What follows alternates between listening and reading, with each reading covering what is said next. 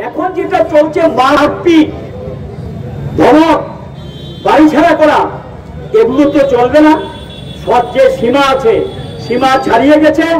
আমরা সরকারকে বলবো যাতে আমরা পঞ্চায়েত নির্বাচনে লড়াই করতে চাই, জিততে চাই, মানুষ আমাদের দিকে তাকিয়ে আছে, এই মানসিকতা নিয়ে আমরা নির্বাচনে অংশগ্রহণ করতে চাই। আমাদের প্রার্থী চূড়ান্ত হয়ে আছে, প্রার্থীরা এসে পার্টি অফিসে বসে আছেন, নমিনেশন ফর্ম ফিল আপ করে তৈরি আছে। তারা যে নমিনেশন পেপার দাখিল করবে এই ব্যবস্থা তো দায়িত্ব কমিশন কি নিবে? এটা আমাদের কাছে এটা দুঃখজনক, এটা হওয়া বাঞ্ছনীয় না।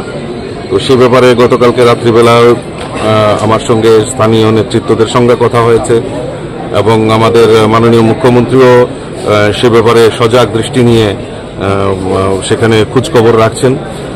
এডিশনাল ফোর্স পাঠানো হয়েছে এবং সেখানে যাতে শান্তি কায়েম হয় তার জন্য প্রচেষ্টা চলছে এবং আমাদের একটা টিম মাননীয় মন্ত্রীদের নেতৃত্বে বা পার্টির কার্যকর্তাদের, পার্টির নেতৃত্বদের নিয়ে সেখানে একটা টিম অতি দ্রুততার সঙ্গে পৌঁছাবে এবং সেখানে প্রশাসন স্তরে এসডিএম বা ডিএমকেও নির্দেশ দেওয়া হয়েছে সেখানে যারা ক্ষয়ক্ষতি হয়েছে, ক্ষতিগ্রস্ত হয়েছে তাদেরকেও কিভাবে পুনর্বাসন করা যায়, কিভাবে সাহায্য সহযোগিতা করা যায় সে ব্যাপারে আমরা মানে পদক্ষেপ নিচ্ছি। আমরা আমাদের মাননীয় মুখ্যমন্ত্রী সে ব্যাপারে সজাগ দৃষ্টি নিয়ে এই দেশের ভূমিপুত্র বাঙালি এইভাবে আমরা কত আঘাত বারবার আমরা সহ্য করবো।